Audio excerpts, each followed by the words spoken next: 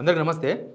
ఒక వేదిక మీద కేటీఆర్ ఉన్నాడు, పీసీ చీఫ్ మహేష్ కుమార్ గౌడ్ ఉన్నాడు, ఇక సిపిఐ సిపిఎం వాళ్ళు కూడా ఉన్నారు, బీజేపీ వాళ్ళు తప్ప మిగతా అన్ని పార్టీలలో ఉన్నారు.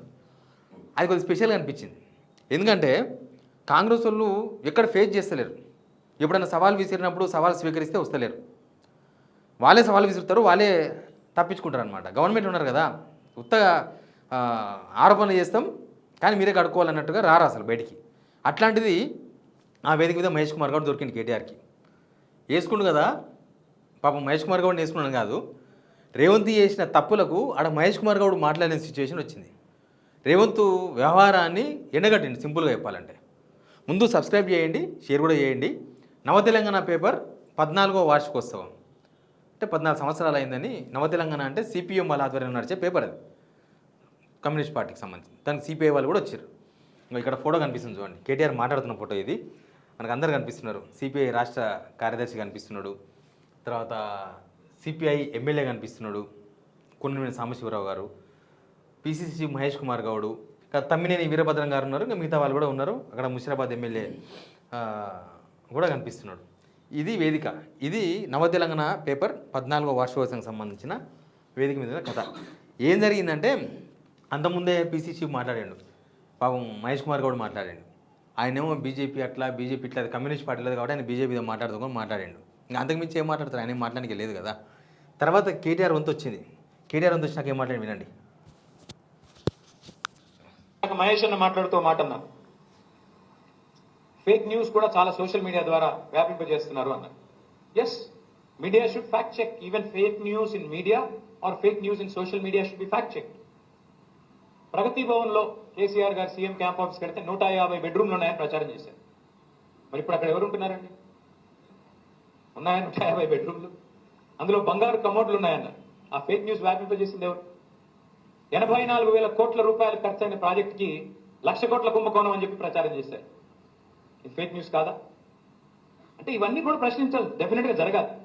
ఫోన్ ట్యాపింగ్ లో ఎవరు సినిమా యాక్టర్ల ఫోన్ ట్యాప్ చేసామని ప్రచారం చేశారు, మీడియాని అడ్డం పెట్టి. నేను పోయినప్పుడు అడిగాను ఫోన్ ట్యాపింగ్ లో, నన్ను పిలిచారు ఎంక్వైరీకి. ఏ యాక్టర్ల ఫోన్లు ట్యాప్ అయ్యి చెప్పు స్వామి, కొద్దిగా నెంబర్లు అని అడిగాడు. ఎవరికి కాలేదు సార్ అన్నాడు. మరి ఎవరికి కాకపోతే మీడియాకి చెప్పొచ్చు కదా, ఇదేంటి సోది అంటే ఆయన చెప్పిన మాట చెప్పాను సార్ అన్నాడు. ఆ ఏసీపీ గారు ఎవరికి చెప్పారు అన్నాడు. ఆ పత్రికకు మాత్రం చెప్పాను సార్ అన్నాడు. అంటే వాళ్ళ పరిస్థితి ఏంటంటే, ఈ సోషల్ మీడియా వచ్చిన తర్వాత ముఖ్యంగా వాళ్ళ మేము కూడా బాధితులమే, అధికారంలో ఉన్న వాళ్ళు మాత్రమే కాదు. నిజం కడప దాటే లోపల అబద్ధం అంగీలాగేసుకుని ఊరంతా తిరిగి వచ్చేస్తారు. ఇది వాస్తవం, అందరం బాధితులమే. ఇందులో ఒకరు బాధితులు ఒకరు కాదనేది ఏమీ లేదు. అర్థమైందా? మహేష్ కుమార్ గౌడ్ ముందే ఇవన్నీ మాట్లాడుతున్నది, ఆయన పేరు తీసుకొని మాట్లాడిండు. మహేష్ అన్న అంతకన్నా ముందు ఆయన ఫేక్ న్యూస్ గురించి మాట్లాడిండు. ఇప్పుడు వాళ్ళు ప్రతిపక్షంలో ఉన్నప్పుడు ఎన్ని ఫేక్ న్యూస్ చెప్పిండో కేటీఆర్ చెప్పిండు. ఇప్పుడు గవర్నమెంట్కి వచ్చిన తర్వాత ఫేక్ న్యూస్ ఎక్కువైపోతుందని మహేష్ కుమార్ గౌడ్ మాట్లాడుతున్నాడు. ఆయన అధికారంలో ఉన్నాడు కదా. ఇప్పుడు ఈయన చెప్పిన కేటీఆర్ అడిగిన 3 క్వశ్చన్స్ ఉన్నాయి. 3 కాదు, లెక్క తీస్తే 3,000 లెక్కలు తెలుతాయి. ప్రగతి భవన్లో 150 గదులు ఉన్నాయా? ఇప్పటికీ ఎవరు సమాధానం చెప్పలేదు. దానిలో సీతక్క ఉన్నారు, అదే ప్రగతి భవన్లో బట్టి విక్రమార్క గారు ఉన్నారు. కానీ ఇప్పటిదాకా ఒకవేళ 150 గదులు కనుకుంటే ఖచ్చితంగా వాళ్ళ ఉస్కో అంటే డిస్కో అని మీడియా తీసుకుపోయి చూపిస్తున్నారు. చూసినారా కేసీఆర్ ఎట్లా కట్టుకున్నాను. గోల్డ్ కంబోస్ ఉన్నాయన్నారు.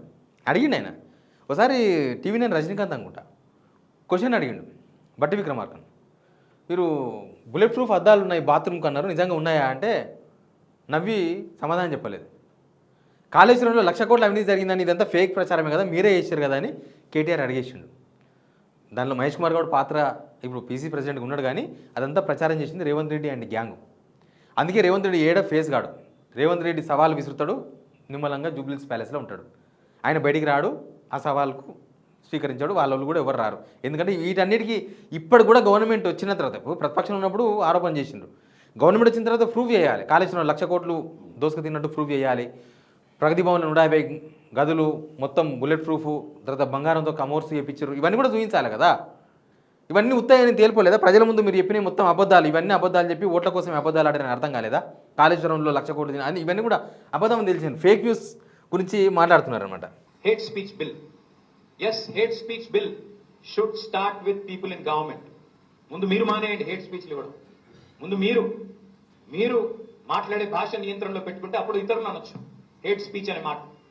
అంటే అంటే ఈ రకంగా మనం మాత్రం ఏదంటే అది చేస్తాం, కానీ ఇతరులు మాత్రం చేయకూడదు అనే పద్ధతి మాత్రం మంచిది కాదు. హేట్ స్పీచ్లో కనుక కేసు పెడితే ముందు ఎవరి మీద కేసు పెట్టాలో తెలుసా మీకు? రాష్ట్రంలో అందరికీ, రాష్ట్ర ప్రజలందరికీ హేట్ పుట్టిస్తున్న స్పీచ్ ఎవరిస్తున్నారు రాష్ట్రంలో? మీరు అనుకున్న వాళ్ళే రాయొచ్చు, కింద కామెంట్ బాక్స్లో కూడా చెప్పొచ్చు మీరు ఆ పేరును. హేట్ బిల్లు తీసుకొచ్చింది కాబట్టి ఆయన ఏమంటున్నాడు, ముందు మీ దగ్గర నుంచి స్టార్ట్ చేయాలి, ముందు మీ దగ్గర నుంచే కేసులు పెట్టాలి. ఎందుకంటే హేట్ స్పీచ్ చేస్తున్నది ఎవరు? ముందు ముఖ్యమంత్రి రేవంత్ రెడ్డి గారు. ఆయన్నే బిల్లు తీసుకొస్తాడు, ఆయన్నే హేట్ స్పీచ్ స్టార్ట్ చేసిండు. ఇంకా కొనసాగిస్తున్నాడు. కనీసం దానికి ఫుల్ స్టాప్ కూడా లేదు, కామా కూడా లేదు, పోతూనే ఉంది. ఎక్కడ మైక్ దొరికితే ఆడ హేటే. మనుషులు అంటే హేటు, జనం అంటే హేటు, తెలంగాణ అంటే హేటు, ప్రతిపక్షం అంటే హేటు, జర్నలిస్ట్ అంటే హేటు, టీచర్లు అంటే హేటు, పిల్లలంటే హేటు, లాస్ట్ నిన్న ఇంజనీరింగ్ పిల్లలంటే కూడా హేటే. ఇంజనీరింగ్ పిల్లలకు లాస్ట్ ఉద్యోగం దొరకకుండా చేస్తున్నాడు. ఆ పిల్లలు, ఇంజనీరింగ్ చదివే పిల్లలు, వాళ్ళకి ఫీజు రియంబర్స్మెంట్ ఇవ్వలేక వాళ్ళను క్రిమినల్ వేస్ట్ అన్నాడు. క్రిమినల్ వేస్ట్ అంటే దేశానికి భారమైన వాళ్ళు, పనికిరాని వాళ్ళని అర్థం. మరి ఆయనకు ఇంగ్లీష్ రాదని చెప్పి ఇంగ్లీష్ వచ్చిన పిల్లలందరినీ క్రిమినల్ వేస్ట్ అని మాట్లాడితే ఎవడు భరించాలి? మహేష్ గౌడ్ గారు ఒక మాట అన్నారు ఇందాక, మీరు లేదా ముఖ్యమంత్రి గారు కొన్ని సందర్భాల్లో భాష కొంత నియంత్రణలో ఉంటే బాగుంటుంది అన్నారు. మహేష్ అన్న, నేనైతే గత 2.5 సంవత్సరాలుగా చాలా హ్యాపీగా ఉన్నాను. నా పొజిషన్లో ఆపోజిషన్ బాగుంది, అట్లా అని ఇక్కడే ఉంటాను కాదు, కాకపోతే బాగుంది. కాకపోతే మరి ముఖ్యమంత్రి గారు ఎందుకో కంఫర్టబుల్గా ఉన్నట్టు అనిపించట్లేదు. మీరు పెద్దలు, మీరు చెప్పండి, ఎందుకంటే ఇలాంటి వేదికలు అరుదుగా పంచుకునే అవకాశం వస్తుంది, వారికి చెప్పండి. తమిళనాడులో ఒక సమావేశంలో నేను ముఖ్యమంత్రి గారు పాల్గొన్నప్పుడు ఎదురుగానే కూర్చున్నాను. ముఖ్యమంత్రి గారు మాట్లాడిన తర్వాత నాకు అవకాశం వస్తే మీరు కూడా ఉన్నారు పక్కనే. నేను సమర్థిస్తూ మాట్లాడాను, ఎందుకంటే రాష్ట్రం హద్దులు దాటిన తర్వాత ఆయన నా రాష్ట్రానికి ముఖ్యమంత్రి కాబట్టి ఆయన చెప్పింది కరెక్ట్, నేను కూడా దానికి వంత పాడుతున్నాను, సమర్థిస్తున్నానని చెప్పి తమిళనాడులో నేను కూడా మాట్లాడాను. సార్, రాష్ట్రం హద్దు దాటిన తర్వాత, సరిహద్దులు దాటిన తర్వాత మన ముఖ్యమంత్రిని, మన రాష్ట్రాన్ని మనం కించపరుచుకుంటే మనమే 10 మందిలో చులకన అవుతాం. చూసినరా, రేవంత్ రెడ్డి భాష అదుపులో పెట్టుకోమని పీసీసీ ప్రెసిడెంట్ పోయి రేవంత్ రెడ్డికి చెప్పాలంట. అది నాకు తెలిసి పీసీసీ ప్రెసిడెంట్ కూడా నచ్చదు. రేవంత్ రెడ్డి మాట్లాడేది కాంగ్రెస్ వాళ్ళకే మింగుడు పడతలేదు. ఆయన ఎందుకు మాట్లాడుతుండో, ఆయన ఉద్దేశం ఏందో ఎవరికి తెలియదు. ఆయన మాట్లాడే ఇప్పుడు సమాజంలో జరుగుతుంది కదా చర్చ, రేవంత్ రెడ్డి మాట్లాడే మాటలు అవన్నీ కాంగ్రెస్లో కూడా అంత సేమ్ చర్చ జరుగుతుంది. అసలు ఎందుకు మాట్లాడుతుండే ఇవన్నీ? ఏ ఉద్దేశంతో మాట్లాడుతున్నాడు? ముఖ్యమంత్రి అంతా మారాలి కదా. ముఖ్యమంత్రి కాకముందు ఏం మాట్లాడి నడుస్తుంది. ముఖ్యమంత్రి అయిన తర్వాత కొంచెం సబ్జెక్ట్ మార్చాలి, బాడీ లాంగ్వేజ్ మార్చాలి, నోటికెళ్ళి వచ్చే భాష మార్చాలి. అదేం మారతలేదు, ఇంకా ఎక్కువైపోయింది, ఉధృతం అయిపోయింది. సర్టిఫికేట్ ఇచ్చినట్టు ముఖ్యమంత్రి కావడం అనేది ఇంకా బూతులకు అన్నిటికీ ఏదో పెద్ద సర్టిఫికేట్ లాగా అయిపోయింది. ఏమైనా మాట్లాడచ్చు అనే కాడికి వచ్చింది. పాపం మహేష్ కుమార్ గౌడ్ పేరు తీసుకొని పదే పదే మహేష్ కుమార్ గౌడ్ అన్న అని కేటీఆర్ ర్యాగింగ్ చేసినట్టు అనిపించింది. కానీ ఆయన మాత్రం ఏం చేస్తాడు? ఆయనకు మాత్రం నచ్చిందా రేవంత్ రెడ్డి మాట్లాడే మాటలు? ఏం నచ్చలే ఆయనకు కూడా. తెలంగాణలోనే ఎన్నో సందర్భాలు వార్తగా రాయలేని పరిస్థితి లేదా? ఒక అమ్మాయి మీద లైంగిక దాడి జరిగింది, కేంద్ర మంత్రి గారి కుమారుడు ఈ దుర్మార్గమైన పని చేశాడు అని అమ్మాయి తల్లి తండ్రి వచ్చి కంప్లైంట్ చేస్తే ఏ మీడియా రిపోర్ట్ చేసిందండి? వారం రోజులు సోషల్ మీడియానే లేకపోతే అమ్మాయికి న్యాయం జరిగే పరిస్థితి ఉందా? ఈ నేను మాట్లాడుతున్న మాట తప్ప? ఏ మీడియా లగచర్లలో గిరిజనుల మీద అకృత్యాలు జరిగితే ఏ మీడియా రాసింది? నేను ఈ మాట అంటున్నందుకు దయచేసి ఎవరేం అనుకోవద్దు. వాస్తవాలు చెప్తే చేతుగానే ఉంటాయి. ఈ రోజున్న పరిస్థితుల్లో డైరెక్ట్గా శాసనసభలో బయట జర్నలిస్టుల పట్ల అసహనం వ్యక్తం చేస్తే కూడా ప్రభుత్వంలో ఉన్న పెద్దలు ఏ మీడియా ప్రశ్నించిందండి?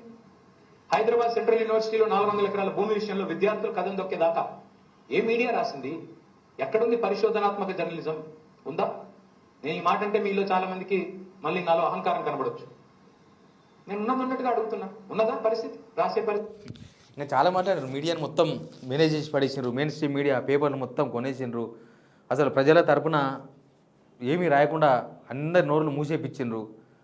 కానీ సోషల్ మీడియా వర్క్ అవుతుంది కాబట్టి తెలంగాణలో కనీసం నడుస్తుంది వ్యవహారం. లాస్ట్కు ఒక కంక్లూజన్ కూడా ఇచ్చిపోయింది కేటీఆర్. అది కూడా వినండి మీరు. చెప్తాను, కేసీఆర్ గారు నవ తెలంగాణ మొట్టమొదటిసారి ఇక్కడ పుట్టినప్పుడు వచ్చారు. ఫస్ట్ ఆవిర్భావానికి వచ్చినట్టున్నారు. ఈరోజు ఆవిర్భావానికి రవీంద్ర భారతిలో వచ్చారు. ఇప్పుడు 11 ఏళ్ళు నిండినాయి. మళ్ళీ తప్పకుండా 14వ వార్షికోత్సవానికి ముఖ్యమంత్రిగా కేసీఆర్ గారు తిరిగి వస్తారని చెప్పి తెలియజేస్తున్నాను. ఆ కింద ఉన్న జర్నలిస్టులు చూస్తున్నారు ఈలలు కొడుతున్నారు మొత్తం.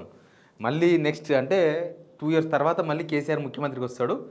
మళ్ళీ మీ నవ తెలంగాణ పేపర్ 14వ వార్షికోత్సవం, ఇది 11వ అని చెప్తున్నారు. 14వ వార్షికోత్సవానికి మళ్ళీ కేసీఆర్ సీఎం హోదాలో మీ సమావేశానికి వస్తారు. స్టార్టింగ్ నవ తెలంగాణ పేపర్ ప్రారంభోత్సవం ఆయనతోనే అయింది, మళ్ళీ 14వ వార్షికోత్సవం అయిందని చెప్పిండు. కానీ ఇదంతా ఓకే, కానీ పాపం మహేష్ కుమార్ గౌడ్ అని ఇవన్నీ చెప్తాడట ముఖ్యమంత్రికి. పాపం మహేష్ కుమార్ గౌడ్ మాత్రం ఏం చేస్తాడు, ఆయన కూడా భరించి విని పోవాల్సిందే తప్ప చెప్పలేడు ముఖ్యమంత్రి విషయంలో ఆడ పాపం ఏమనలేకపోతుండు. ఏమన్నా ఓ సింగిల్ కామెంట్ చేద్దామని కూడా మహేష్ కుమార్ గౌడ్ సాహసం చేయలేదు. ఎందుకు చేయలేదంటే ఇక వాస్తవం కూడా చేయలేదు బహుశా. దాన్ని ఉంది. Please subscribe.